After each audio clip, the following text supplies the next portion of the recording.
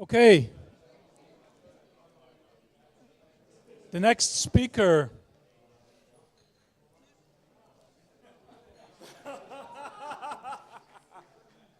The next speaker is myself in a previous life. Neville Stanton had pictures of his own, but David surprised me with this one. This was at the ONR symposium in '97 on cognitive task analysis. Really? Plus ça change. Well, we still change. Right. I showed this picture to my students last week too, though. Okay, so this, David, is the perfect antidote to any post-lunch dip you might have. That's why we invited him and programmed him right after lunch. Do I need to introduce you? No?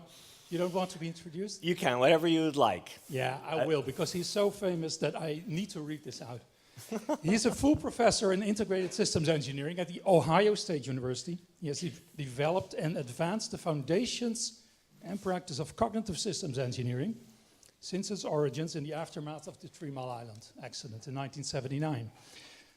His studies have focused on human systems in time-pressured situations such as critical care medicine, aviation, space missions, intelligence analysis, and crisis management. His latest work is in modeling and measuring the adaptive capacities of organizations and distributed systems to determine how they are resilient and if they are becoming too brittle in the face of change. Resilience engineering. And Dr. Woods has served on several National Academy of Science and other advisory committees, including aerospace research needs, engineering the delivery of healthcare, and dependable software. He has testified to US Congress on safety at NASA and on election reform.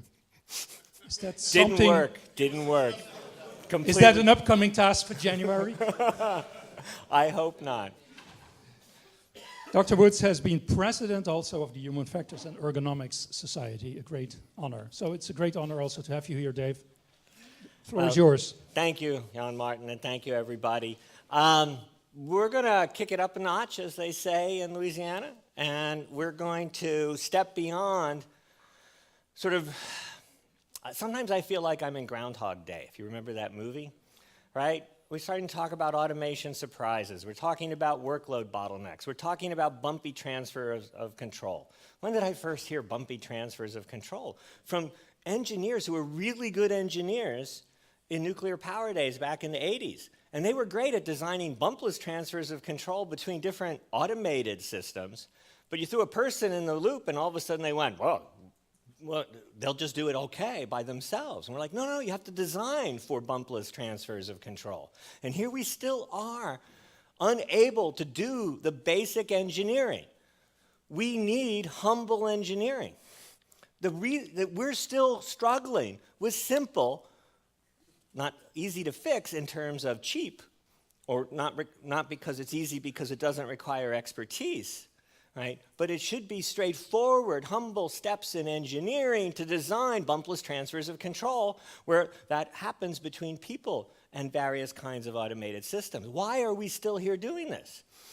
So I'm suggesting to you that actually, right now in autonomy, I've been involved in 5 different advisory committees over the last 4 years about drones and autonomy, and cars a little bit, and other settings.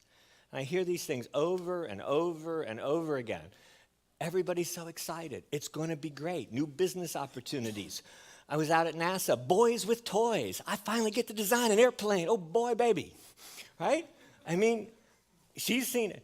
So we need to go back and say to our engineering roots, what does it take? Careful, step by step, document it, analyze, collect the data.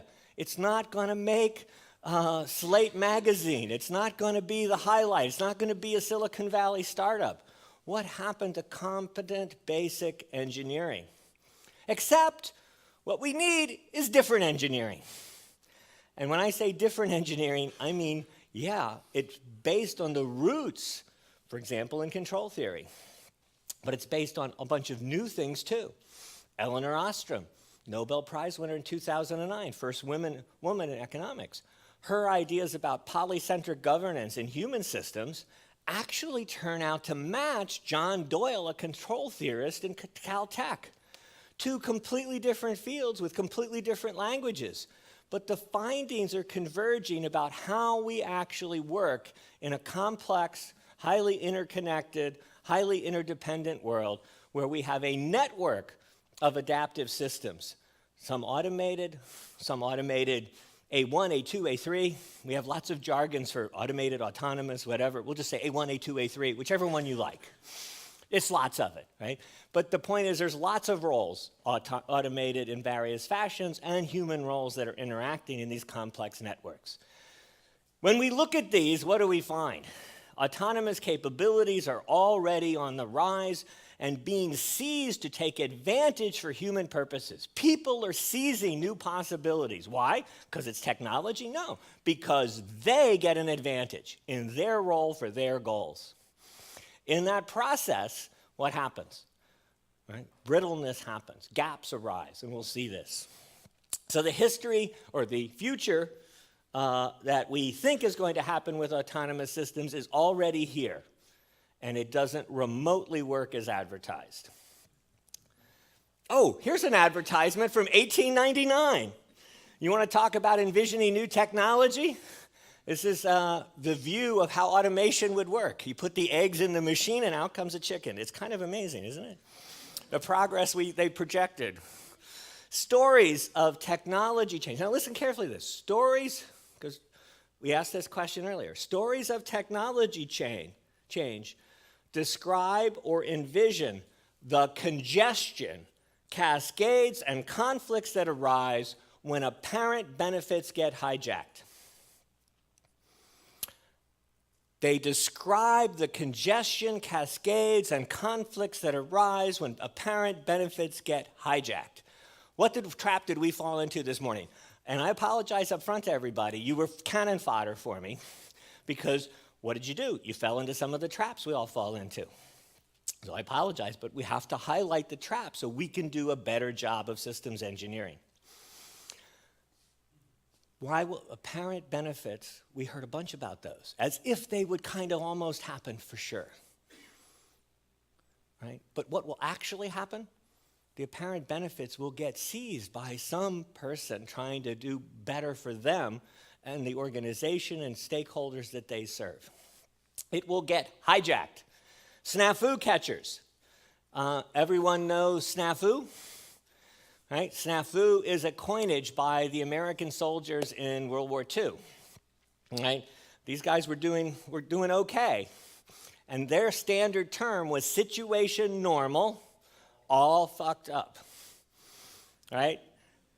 Situation normal. The situation is normal that things don't work as well as people project, as well as the designer thinks. That's not exceptional or occasional. It is the normal state of affairs.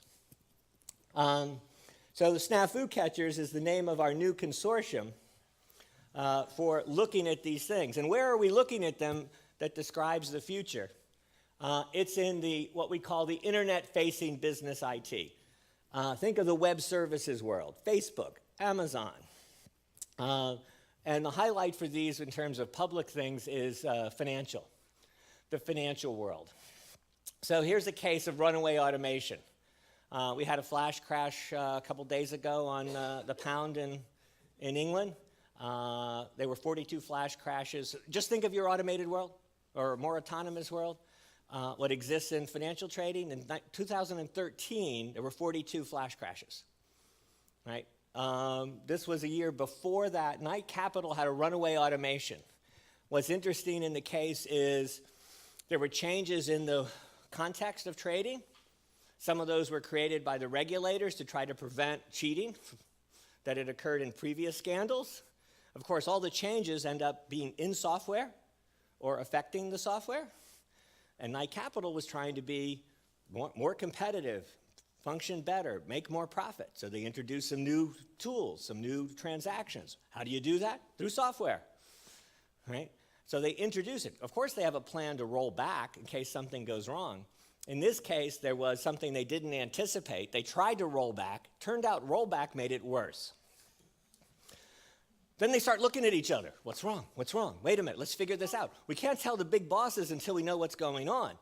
right? Because if they stop trading, that's a giant loss.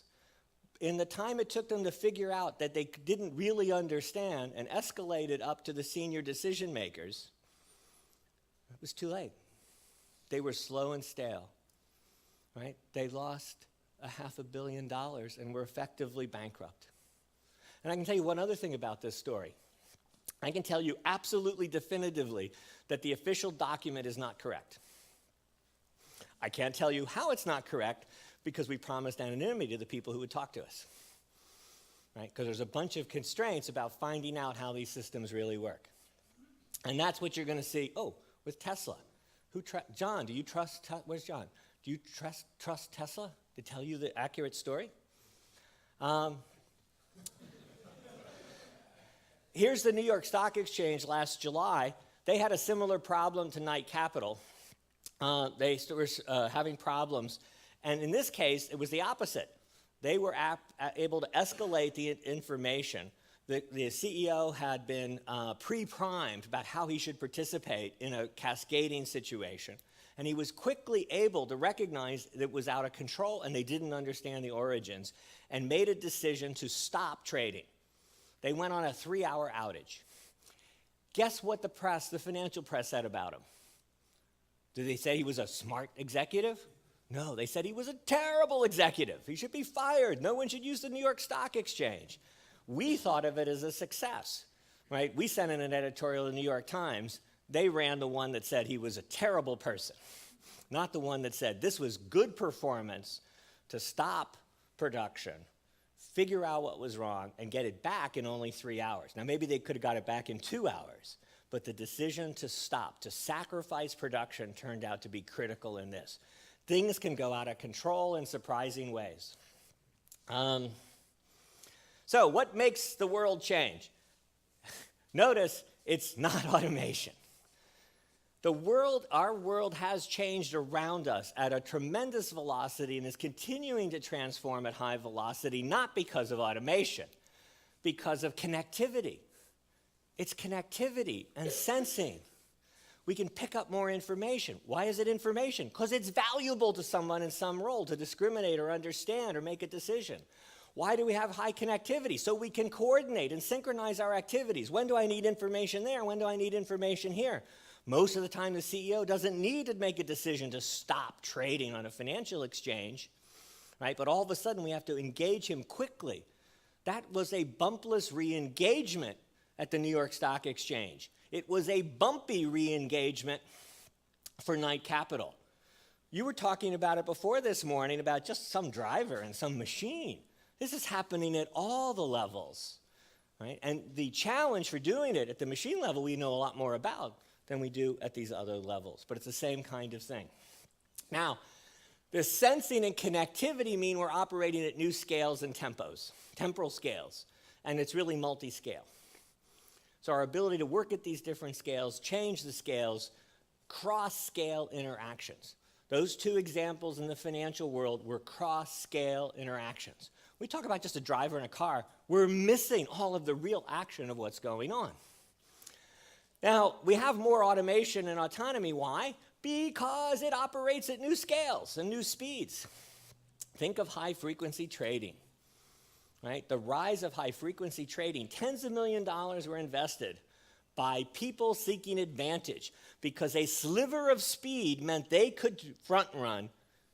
It's being recorded. Maybe I shouldn't say the next word.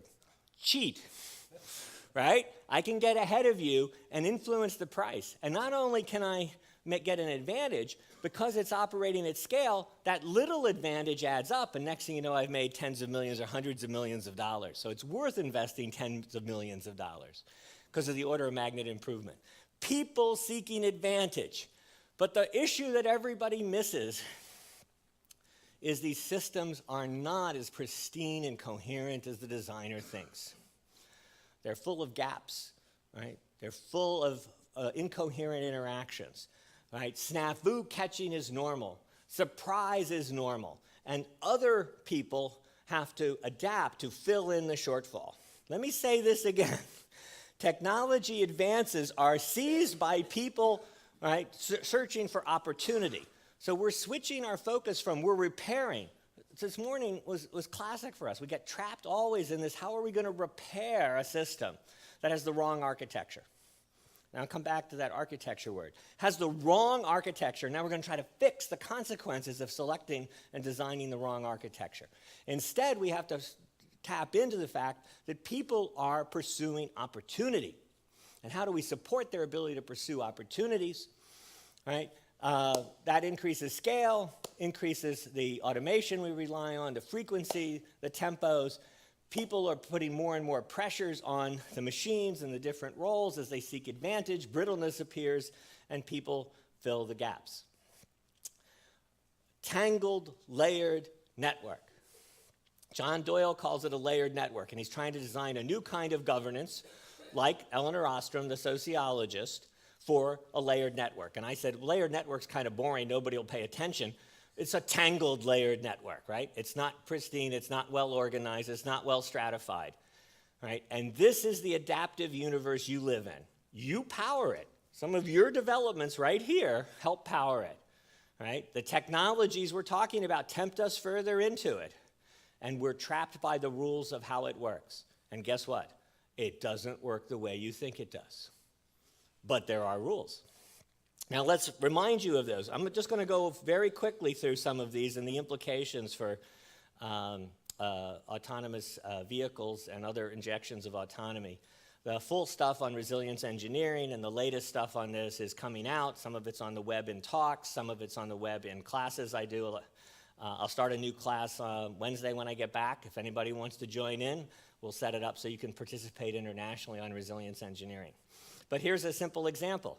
Right? The 50s, people imagined the new technology would lead to 3-hour workdays, right? It would all be highballs and calypso music.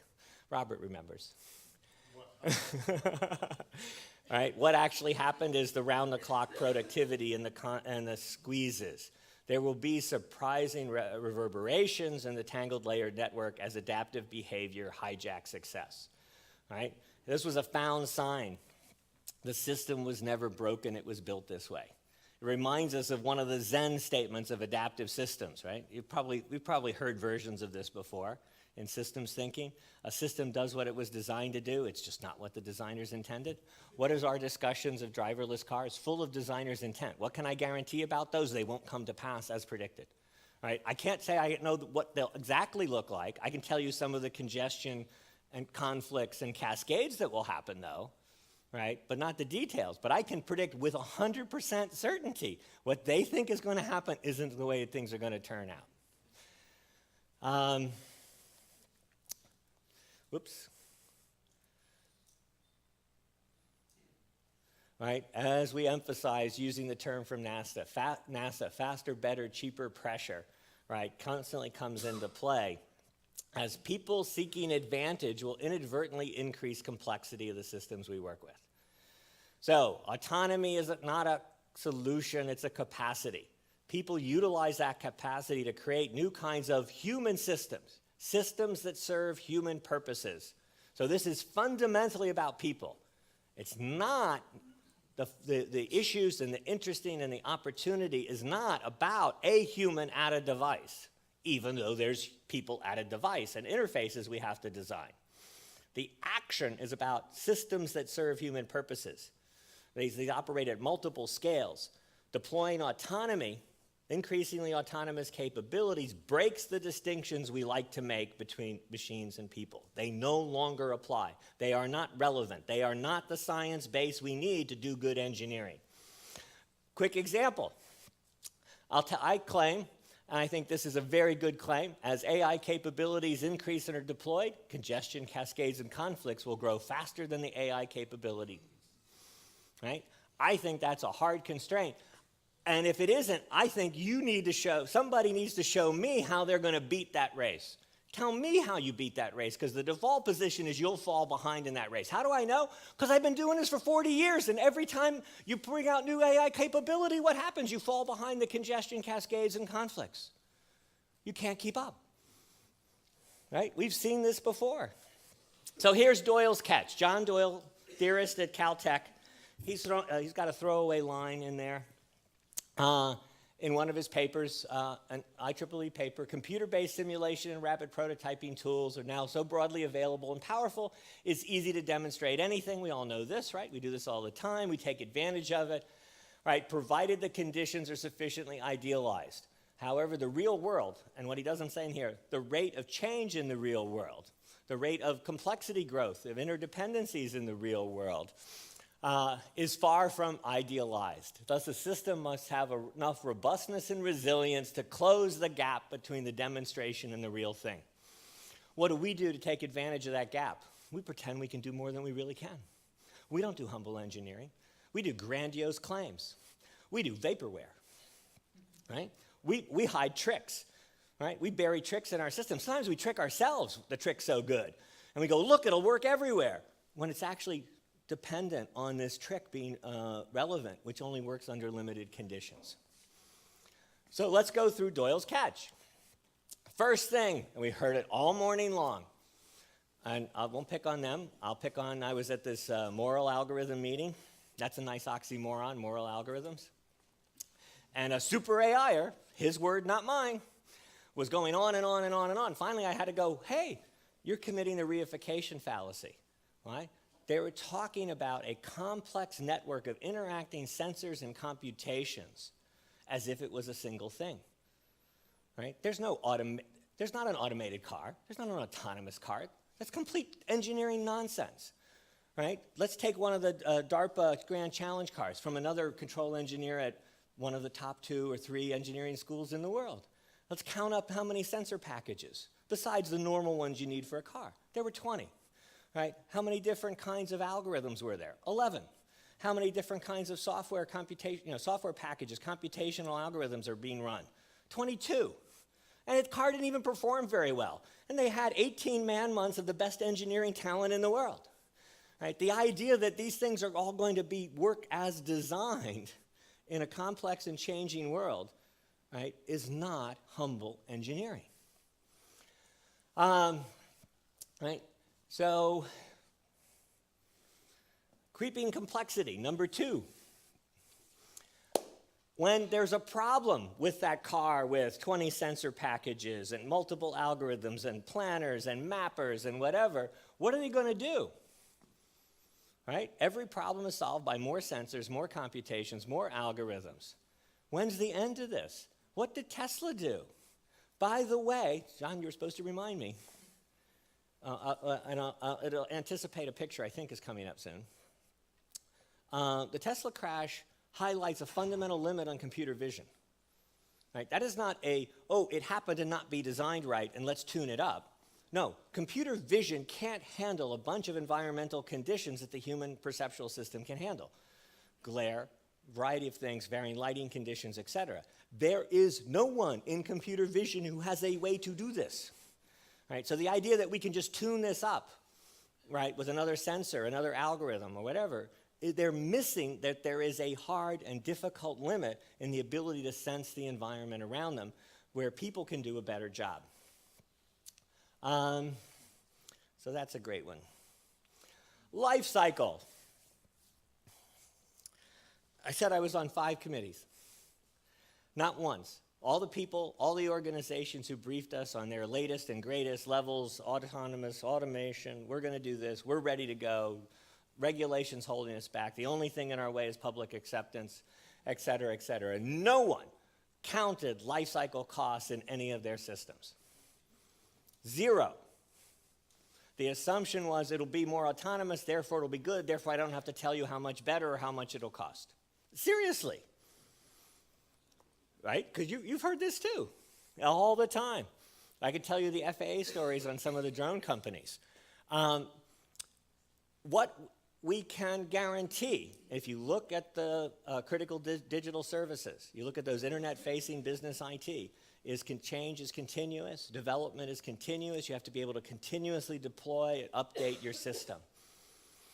That's a requirement over the life cycle.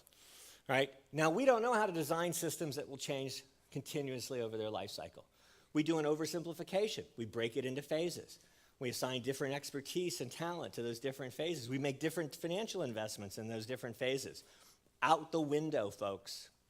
continuous development is necessary, right? Because, and it's driven mostly by success. If you look at the digital service world, what makes it this important and critical? The driver of how that organization works is because these relationships and capabilities keep changing as they're successful. New customers, new competitors come in, new relationships. They need to have new products to keep things going. If they're successful, think of Apple. How rich a company can it be? Yet it gets savaged by Wall Street because it's not even richer. It's not the percent of growth of profits isn't going up. Oh, the next iPhone might not be as big a hit. My God, what do these people expect from us, right? New pressures, new relationships, new stakeholders, and everyone adapting to take advantage of capabilities and also work around the gaps that occur. Over the life cycle, we can be certain that challenges to assumptions and boundary conditions will occur, new kinds of surprising events will occur, the conditions of use will change, and the reverberations of those changes will be significant. New kinds of adaptive shortfalls will require some responsible group to step into the breach to innovate locally. And who is the only generic, ready-at-hand source of adaptive capacity in these situations? People, some people, because we're a generic learning system. We're a generic adapting system. So if you put people in with the right sense of responsibility and background, they will figure something out to make the system work. What will they be? Snafu catchers, because snafu is normal. So all this is in the paper. This is a slide from the leading developer of critical digital services who pioneered continuous development and deployment. You have to make change cheap. Amazon deploys software every 11 seconds. Etsy 50 times a day. Etsy's a modest company. Web ops or web DevOps optimizes the ability to change.